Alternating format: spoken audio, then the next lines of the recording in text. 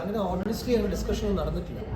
നമ്മളും ഷൂട്ടും ഫിനിഷ് ചെയ്തു, post പ്രൊഡക്ഷനും നടന്നിട്ടുണ്ടായിരുന്നു. And almost നമ്മൾ റിലീസ് ഡേറ്റിൻ്റെ മുമ്പെയാണോ അല്ല വർക്ക് നമ്മൾ ഫിനിഷ് ചെയ്തു. പിന്നെ സോ അങ്ങനെ ഡിസ്കഷൻ നമ്മൾ ടോൺ ഡൗൺ ചെയ്യണം അങ്ങനെയൊന്നും ഉണ്ടായിരുന്നില്ല. പക്ഷേ ഈ ട്രെയിലേഴ്സ് നമ്മൾ ഇട്ടപ്പോൾ ഞാൻ സാറിൻ്റെ അടുത്ത് ഇങ്ങനത്തെ ഒരു ട്രെയിലർ ഇട്ടാൽ മതി ഫസ്റ്റിന് പറഞ്ഞു. ജസ്റ്റ് ഒരു സീനായിട്ട് അത് എഡിറ്റ് ചെയ്ത് നമ്മൾ ഇങ്ങനെ കാണിക്കാമെന്ന് പറഞ്ഞു. പിന്നെ സാർ പറഞ്ഞില്ല ഇനിയും ഒരു ട്രെയിലർ ഡെഫിനറ്റ്ലി നമുക്ക് വേണമെന്ന് പറഞ്ഞപ്പോൾ വേറൊരു ട്രെയിലർ നമ്മൾ കട്ട് ചെയ്തു. അതല്ലാതെ നമ്മൾ വേറെ ഡിസ്കഷനായിട്ട് ഇങ്ങനെ ടോൺ ഡൗൺ ഒന്നും പറഞ്ഞില്ല. പക്ഷെ അവർ ഓൾറെഡി ഇങ്ങനെ കണ്ണൂർ സ്ക്വാഡിനൊക്കെ ഇങ്ങനെയാണ് അവർ വർക്ക് ചെയ്തത്. എനിക്കും ബേസിക്കലി ഞാൻ പടം കാണുമ്പോൾ ട്രെയിലർ കാണാതെ ആ പടത്തിനെ പറ്റി വായിക്കാതാണ് ഞാൻ പടം കാണുന്നത്. എല്ലാവർക്കും അങ്ങനെ ആയിരിക്കും അറിയില്ല. പക്ഷേ ഐ ലൈക്ക് ദറ്റ് സ്റ്റൈൽ. ഈ ഗോകുൽ സുരേഷിലേക്കുള്ള ഒരു സെലക്ഷൻ അതെങ്ങനെയാണ് സംഭവിച്ചത്? മമ്മൂക്കയുടെ അത് most of the casting was suggested and done by Mammootty sir. സാറാണ് പറഞ്ഞത് കുറേ വിഷയങ്ങൾ, ചെറിയ ചെറിയ ക്യാരക്ടേഴ്സ് ആൻഡ് മെയിൻ ക്യാരക്ടേഴ്സ് ഒക്കെ സാർ ഇങ്ങനെ സജസ്റ്റ് ചെയ്ത് അപ്രൂവ് ചെയ്ത ക്യാരക്ടേഴ്സാണ്. സോ ഗോകുൽ സുരേഷ് ഫസ്റ്റ് നമ്മളൊരു രണ്ട് മൂന്ന് ആക്ടേഴ്സ് നമ്മൾ പോയി ചോദിച്ചിരുന്നു. Then I think we picked out Gokul. സാറിൻ്റെ എല്ലാ സിനിമകളിലും കാണുന്ന പോലെ തന്നെ ഒരുപാട് നല്ല നല്ല ഡയലോഗ്സുകൾ ഉണ്ടായിരുന്നു. അപ്പം ഒരു തുമ്പ് കെട്ടിയ തുമ്പാരെ പോകും പോലുള്ള ഡയലോഗ്സ് ഒരുപാടുണ്ടായിരുന്നു. സാറിൻ്റെ ഇൻപുട്ട് റൈറ്റിംഗ് പ്രോസസ്സിലൊക്കെ അതെ, ഡോക്ടർ നീരജിൻ്റെ സ്റ്റോറിയിൽ തന്നെ കുറേ ഇങ്ങനത്തെ വിഷയങ്ങൾ ഉണ്ടായിരുന്നു.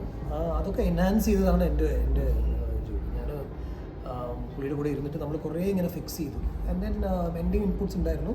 പക്ഷേ നിങ്ങൾ പറയുന്ന ഈ ചെറിയ വിഷയങ്ങളും പിന്നെ ഈ നല്ല ഡയലോഗ്സും കുറേ സ്റ്റോറിയിലും ഉണ്ടായിരുന്നു. എന്നെ അട്രാക്ട് ചെയ്തതാണ്. മലയാളത്തിലേക്ക് വരുമ്പോഴത്തേനും ബഡ്ജറ്റ് എത്രത്തോളം വെല്ലുവിളിയായിരുന്നു? അത്രയും ഹൈ ബഡ്ജറ്റ് അല്ലല്ലോ മലയാളത്തിൽ. അത് നമ്മൾ ഈ ഒരു കഥയ്ക്ക് വേണ്ടി എന്ത് ചെയ്യണോ അത് നമ്മൾ ചെയ്യും. എക്സ്ട്രാ ആയിട്ട് നമ്മളൊന്നും ചെയ്യില്ല. ആൻഡ് ആവശ്യമില്ലാതെ നമ്മളൊന്നും ചെയ്യില്ല. അത് ഈ കഥ പറഞ്ഞപ്പോൾ തന്നെ നമ്മൾ സാറിൻ്റെ അടുത്ത് ഈ ബഡ്ജറ്റിൽ വരും സാർ എന്ന് പറഞ്ഞപ്പോൾ സാർ ഓക്കെ ലെറ്റ് ഷൂട്ട് എന്നാണ് പറഞ്ഞത്. സോ നമ്മൾ ബഡ്ജറ്റ് പിന്നെ മലയാളത്തിൽ ചെയ്യാൻ പറ്റുമെന്ന് അങ്ങനെ നമ്മൾ ചിന്തിക്കാൻ തുടങ്ങിയാൽ നല്ല പടങ്ങൾ വരില്ല. അതാണ് സർ. ഇപ്പം ഇന്ത്യയിലെ തന്നെ one of the most anticipated ഫിലിമാണ് അതിൻ്റെ ആൻറ്റിസിപ്പേഷൻ കൂടാൻ കാരണം ഇത് റിലീസ് ഡേറ്റ് ഇതിന് മുൻപ് പ്രഖ്യാപിച്ചിട്ട് ഇത് നീണ്ടു പോകുന്നതുകൊണ്ടാണ്. പിന്നെ എസ്പെഷ്യലി ഇപ്പം അടുത്ത് ട്രെയിലർ ഇറങ്ങിയപ്പം അതിൽ വിനായകനുണ്ടെന്ന് പറഞ്ഞപ്പം പ്രേക്ഷകർക്ക് ഒന്നുകൂടെ ഒരു എക്സ്പെക്ടേഷനായി പടം കാണാനാണ്. അപ്പോൾ അത് എന്താണ് നീണ്ടു പോകുന്നത്, അല്ലെങ്കിൽ അതിൻ്റെ ഒരു സ്റ്റേജ് എന്താണ് ഇപ്പോൾ നിലവിൽ? ഐ തിങ്ക് 2025 സമ്മറിൽ റിലീസാവുമെന്ന് തോന്നുന്നു. വിനായകൻ ഉണ്ടോ എന്ന് അറിഞ്ഞതിന് ശേഷം പിന്നീട് കുറേ ആളുകൾ സപ്പോർട്ട് ചെയ്യാൻ അല്ലെങ്കിൽ പടത്തിൽ ഇൻവെസ്റ്റ് ചെയ്യാമെന്നൊക്കെ പറഞ്ഞ് വന്നിട്ടുണ്ടെന്ന് സാർ ഇതിന് മുമ്പ് ഒരു ഇൻ്റർവ്യൂവിൽ പറഞ്ഞിട്ടുണ്ടായിരുന്നു. അല്ല, വിനായകൻ ഉണ്ടോ എങ്കിൽ നമുക്ക് ഇതിനെപ്പറ്റി ഡിസ്കസ് ചെയ്യാം. Vinayakan is done extremely well in the film. പുള്ളിയുടെ ഒരു സ്പെഷ്യൽ പെർഫോമൻസ് ആണെന്ന് തോന്നുന്നു എനിക്ക്. അല്ല, ജയിലറിൻ്റെ സക്സസിന് ശേഷം ഈസ് എ ബ്രില്യൻ്റ് ആക്ടർ, അതിന് ഒരു ഡൗട്ടും ഇല്ല. പക്ഷേ ഇതിൽ വേറെ ചില പ്രശ്നങ്ങളാണ്. അത് നമ്മൾ ഓൾമോസ്റ്റ് സോർട്ട് ഔട്ട് ചെയ്തു. അതൊരു 2 years നമുക്ക് ടൈം വേണ്ടി വന്നു. അത് ഓൾമോസ്റ്റ് ഇപ്പോൾ സോർട്ട് ഔട്ടായി. അതൊരു നല്ല റിലീസ് ഡേറ്റിൽ നമ്മൾ റിലീസ് ചെയ്യാൻ പ്ലാൻസ് ആണ് ഓൺ. വിക്രം സാറിൻ്റെ ഒരു സപ്പോർട്ട് എങ്ങനെയുണ്ട്? പുള്ളി ഭയങ്കര സപ്പോർട്ടുമാണ്. പടം റിലീസ് എന്ന് അറിഞ്ഞാൽ പുള്ളി ഇറങ്ങും. പക്ഷെ നമുക്ക് അതൊന്നും ഇപ്പോൾ ആവശ്യമില്ല. പടം റിലീസാവണം.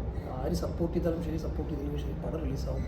പടം ഞാനിത് ഒരു ഔട്ട്ഡേറ്റഡ് ആണ്, നമ്മൾ ഒരു 6 years മുമ്പ് ഷൂട്ട് ചെയ്തതാണ് എന്നൊക്കെ എൻ്റെ മനസ്സിൽ തോന്നിയാൽ ഞാൻ ആ പടം എപ്പോഴും ഞാൻ വിട്ടിട്ട് പോയിരുന്നു. പക്ഷേ അതങ്ങനെയല്ല. ഇത് ലാസ്റ്റ് വീക്ക് ഷൂട്ട് ചെയ്ത പോലെയാണ്. ഇനിയും ഫ്രഷ് ആയിട്ടാണ് കാണുന്നത്. ആൻഡ് ഈ സബ്ജക്റ്റും ഫ്രഷാണ്. സോ ആരുടെ സപ്പോർട്ട് ഉണ്ടെങ്കിലും ഇല്ലെങ്കിലും ഈ പടം റിലീസാവും. അത് ഞാൻ റിലീസാവും. മമ്മൂക്കയോട് തന്നെ അടുത്തൊരു വലിയ സാറാണ് അത് ഓൾമോസ്റ്റ് സൂപ്പർ സ്റ്റാർ ഹീറോ ആയിട്ടും പെർഫോമൻസ് ആണ് കാണിച്ചത്. ഒരു നല്ല എക്സ്പീരിയൻസ് ആയിരുന്നു ഫോർ ഷുവർ. ഞങ്ങൾ 25 days ആക്ട് ചെയ്തു നോക്കാം. ആൻഡ് അതിപ്പോൾ ഓൾമോസ്റ്റ് വെരി സൂൺ ഇറങ്ങുമെന്ന് തോന്നുന്നു. എനിക്ക് 1 or 2 months ഡൊമിനിക്കിലേക്ക് തിരിച്ചു വന്ന FDFS കഴിഞ്ഞിട്ടുള്ളൂ. ഫസ്റ്റ് റിപ്പോർട്ടൊക്കെ വന്ന് കണ്ടിരുന്നു. എൻ്റെ ഫോൺ ശരിക്കും ഓഫാണ്. ഞാനിപ്പോഴാണ് ഓൺ ചെയ്തത്. തിയേറ്ററിൽ നിന്ന് പുറത്ത് വരുമ്പോൾ ഒരു ഫീൽ കിട്ടി എനിക്ക്. നമുക്കറിയാം, നമ്മളൊരു പടം കണ്ടിട്ട് ഇങ്ങനെ കാണുമ്പോൾ തന്നെ നമുക്കൊരു വൈബ് കിട്ടും. അതിൻ്റെ ഫോണും വേണ്ട, ആരും കോൾസ് ഒന്നും വരണ്ട. നമുക്ക് ആ ഓഡിയൻസിൻ്റെ ഒരു റിയാക്ട് ചെയ്യുന്ന ഒരു സ്റ്റൈലിലാണ് നമുക്കത് കിട്ടും. അപ്പോൾ എനിക്കിത് ഭയങ്കര പോസിറ്റീവായിട്ടാണ് തോന്നുന്നത്. ഇനി I start making the call. നമുക്ക് എന്ന് മീറ്റ് ചെയ്യുന്നുണ്ടോ? I want to meet him for sure.